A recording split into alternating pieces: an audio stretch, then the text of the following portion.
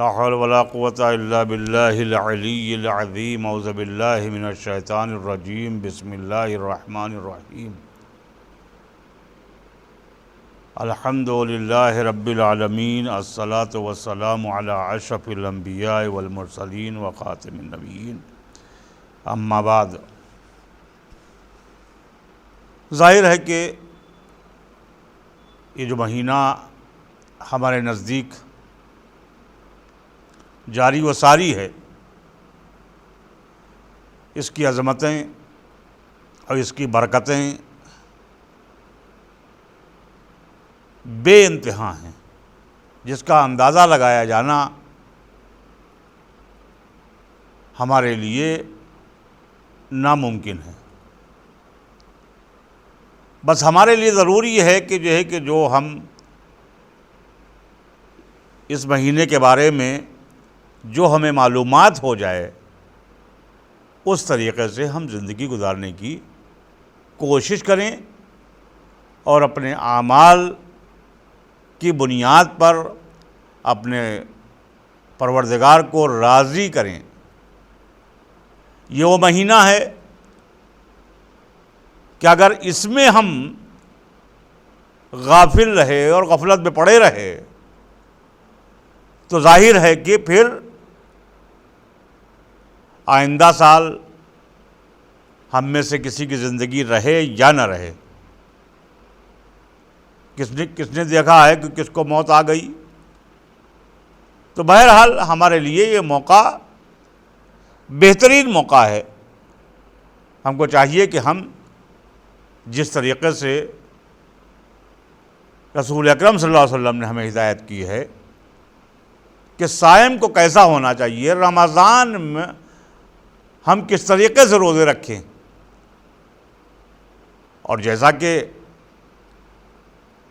تقوی کے لیے کہا گیا ہے اور دوسری چیز کہی گئی ہے، ماہ رمضان میں تلاوت قرآن پاک کثرت سے کرنا۔ اب آئیے اس کے آداب پر بھی گفتگو کر لیں ہم، تاکہ یہ پیرا رہ نہ جائے۔ ظاہر ہے کہ باری باری ہم کو بتانا ضروری ہے کہ ہم اسی حساب سے آپ سے گفتگو کریں۔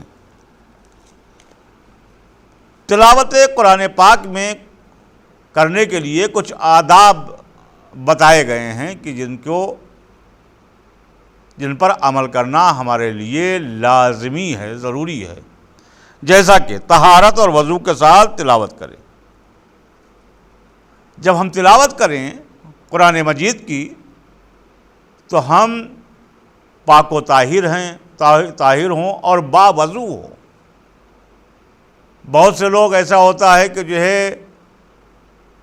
وضو سے رہتے نہیں ہیں اور قرآن کے حروف جو چھوتے ہیں، تو ظاہر ہے کہ بے وضو قرآن کے الفاظ چھونا یہ جائز نہیں ہے، اور بلکہ یہ حرام کی حد تک کے۔ لہٰذا ہم کو چاہیے کہ ہم طیب و طاہر رہیں اور ہم وضو کر کے قرآن مجید کی تلاوت کریں، مسواک کرنے کے بعد تلاوت کریں، جیسا کہ سنت رسول ہے کہ قرآن مجید کی مسواک ہمارے لیے سنت ہے، تو یہ بھی ایک مستحب عمل ہے۔ بہترین لب و لہجے میں تلاوت کریں۔ اب ایسی تلاوت نہ کریں کہ معلوم ہوا کہ وہ تلاوت ہماری جو ہم تلاوت کر رہے ہیں وہ کسی کے لیے، دوسری قوموں کے لیے مضر ثابت ہو، بوال جان ثابت ہو، بلکہ ہم ایسے لہجے میں قرآن مجید کی تلاوت کریں کہ دوسری اقوام بھی سن کر ہمارے لب و لہجے سے متاثر ہوں۔ لہذا ہم کو بہترین لب و لہجے میں نہ اتنی زیادہ آواز بلند کریں کہ لوگ اس سے خائف ہوں، نہ اتنی زیادہ آواز دھیمی ہو،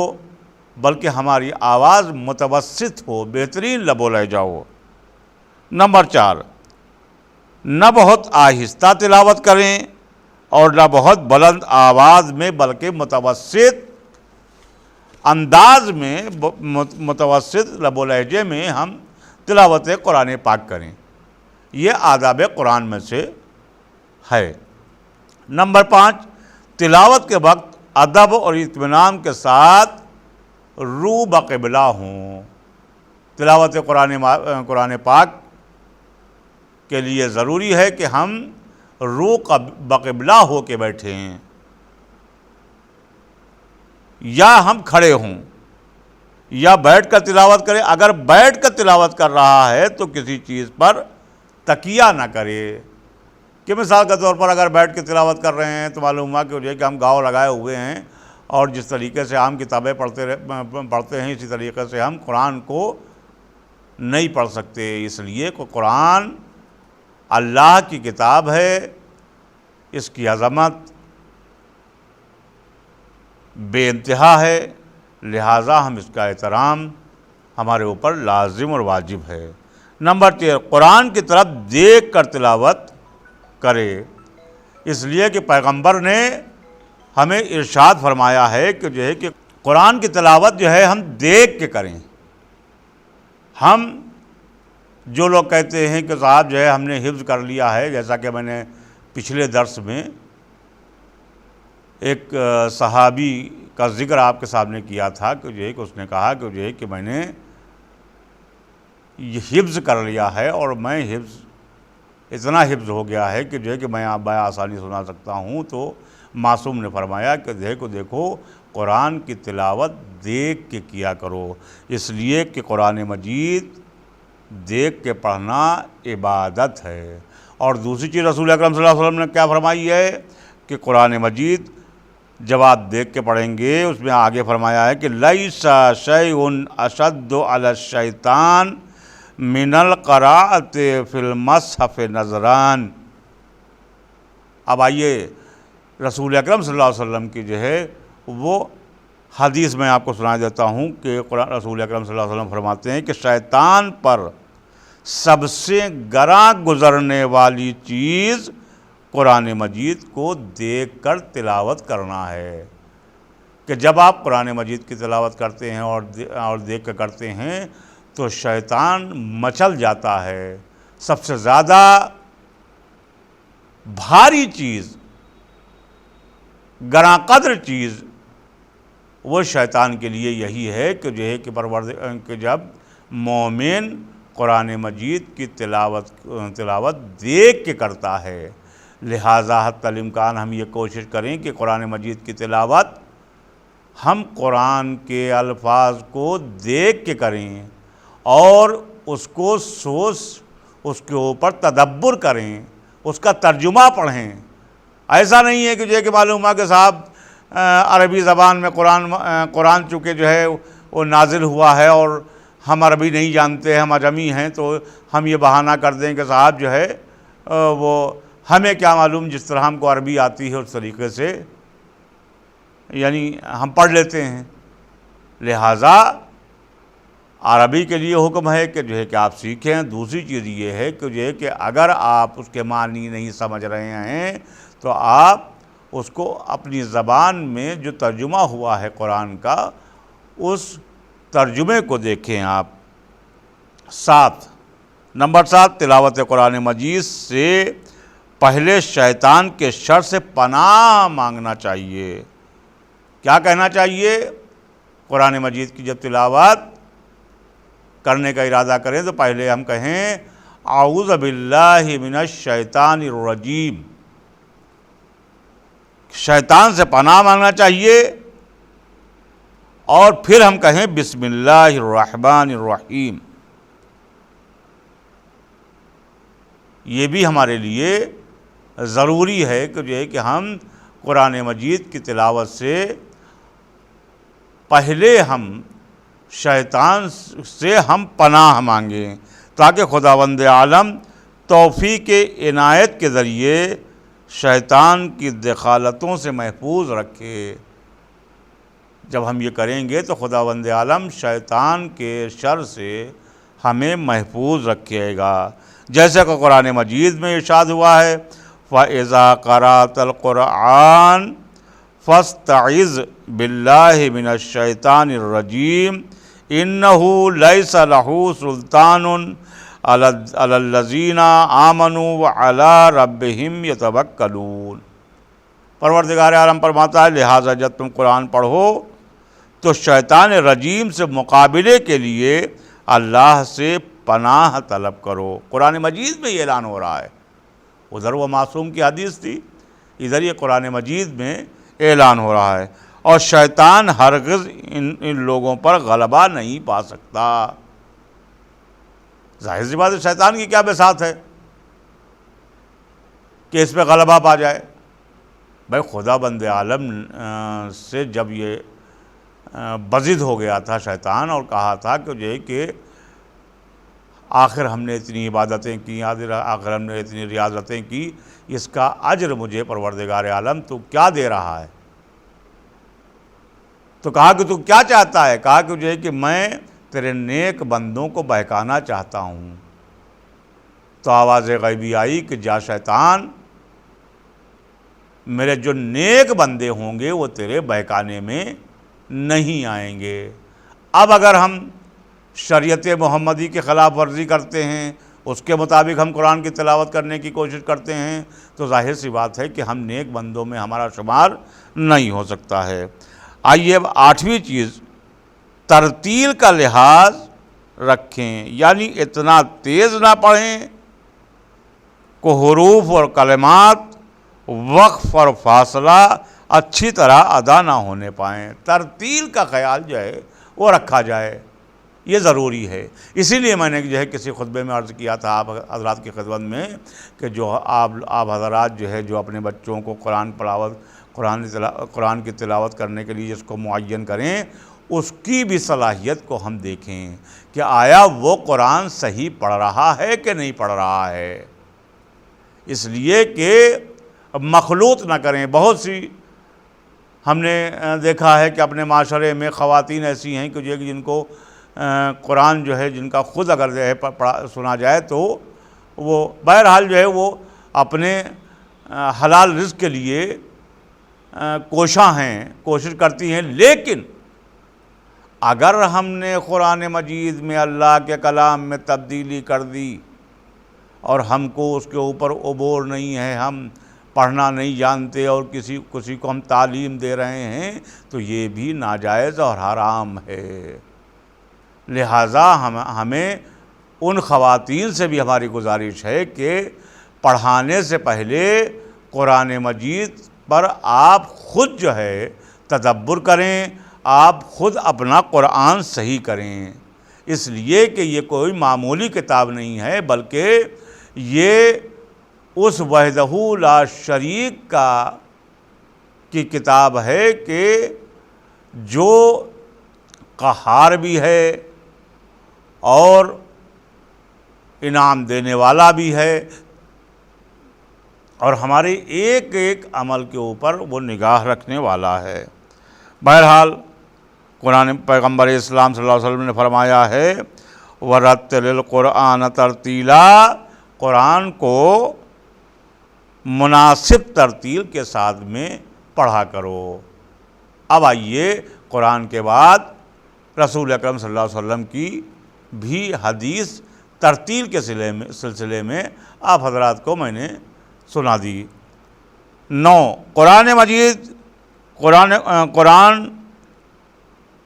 کی تلاوت کے وقت اس کا ذہن قرآنی آیتوں کی طرف متوجہ رہے اور کسی اور دوسری فکر نہ کرے۔ قرآن مجید کی جب آپ تلاوت کریں تو آپ قرآن مجید کی طرف، الفاظ کی طرف متوجہ رہیں، ادھر ادھر اگر بھٹک گئے تو ظاہر سی بات ہے کہ قرآن کا پڑھنا آپ کے لیے وہ جائز نہیں ہے۔ جبکہ ہم جب اللہ کا کلام پڑھ رہے ہیں تو اللہ کے کلام پر غور و فکر کریں، اس نے کیا فرمایا ہے، اس نے کیا ہدایت دی ہے، ان سب چیزوں کا ہم لحاظ رکھیں۔ 10، قرآنی آیات میں غور و فکر کرے۔ دیکھیے وہی جو بات میں کہہ رہا تھا، آپ کے سامنے عرض کر رہا تھا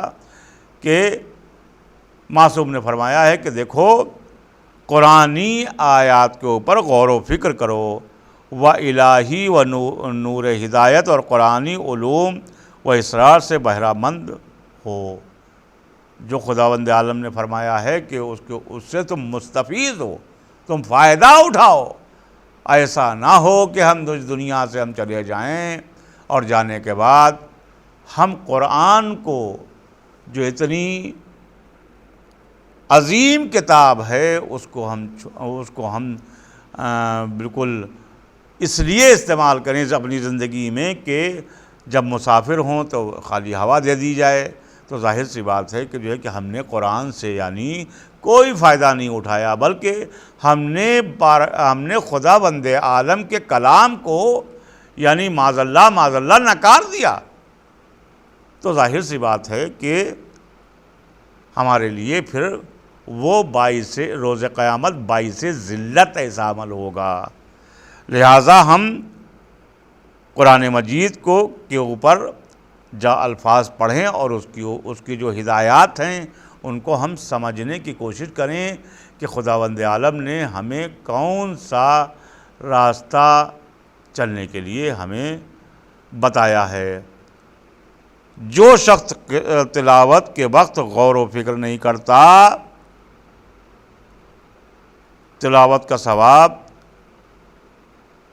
تو پاتا ہے لیکن بہت سی دوسری نعمتوں اور فائدوں سے محروم رہ جاتا ہے۔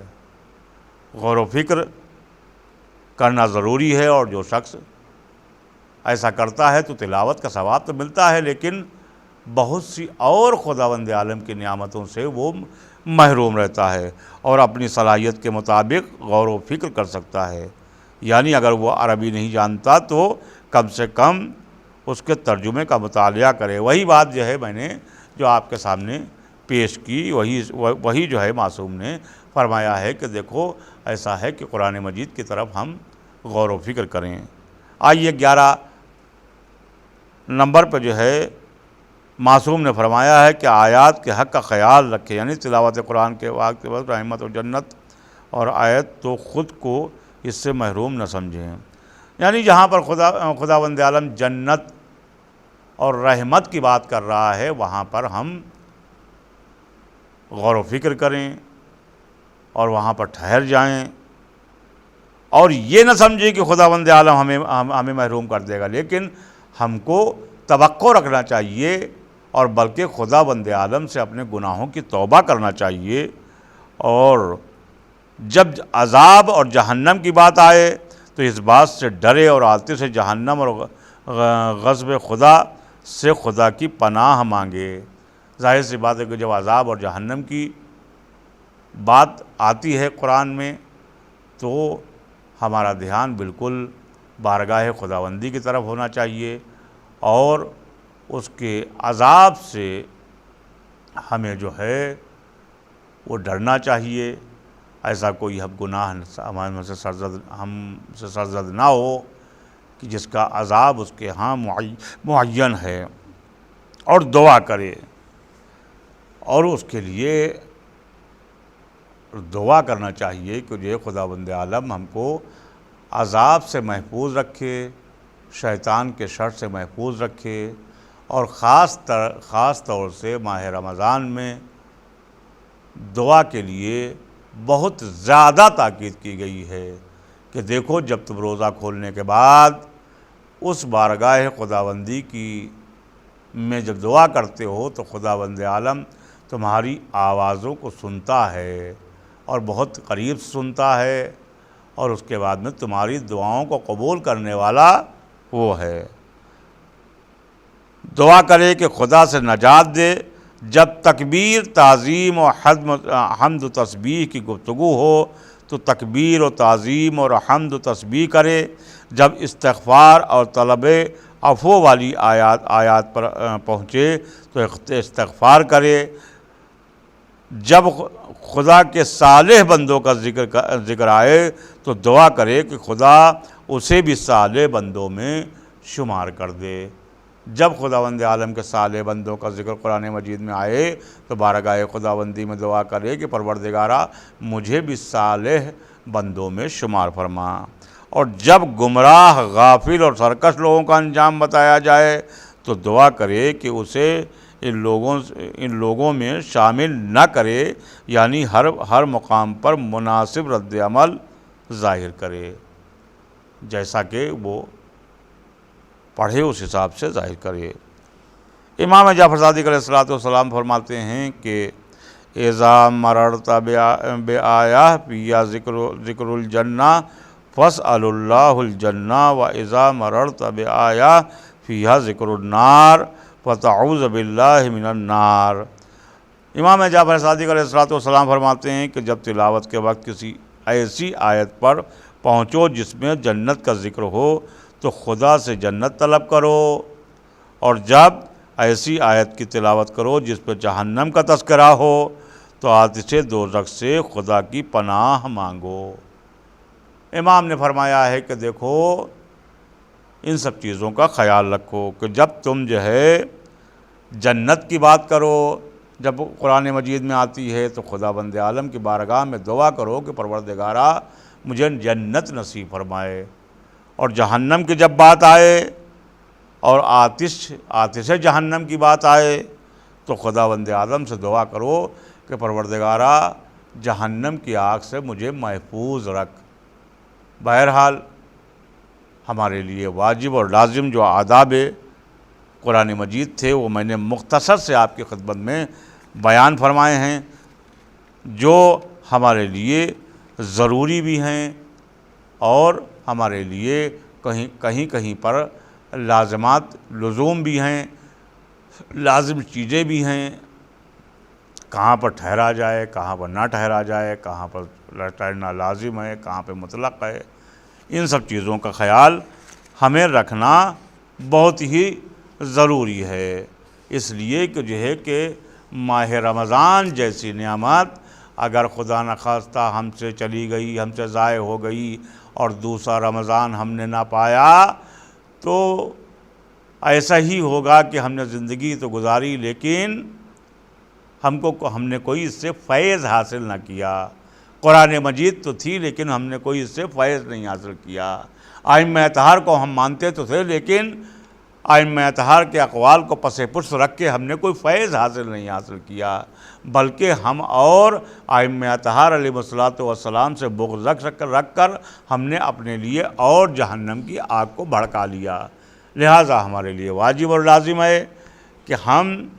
ماہ رمضان میں جو برکتوں اور رحمتوں کا مہینہ ہے، جس کے لیے خداوند عالم نے فرمایا ہے کہ تم ہمارے مہمان ہو، تو ظاہر ہے کہ ہم اس کا خیال رکھیں اور اس کی عبادت اس طریقے سے کریں جیسے وہ لائق عبادت ہے۔ وآخر دعوانا ان الحمد للہ رب العالمین۔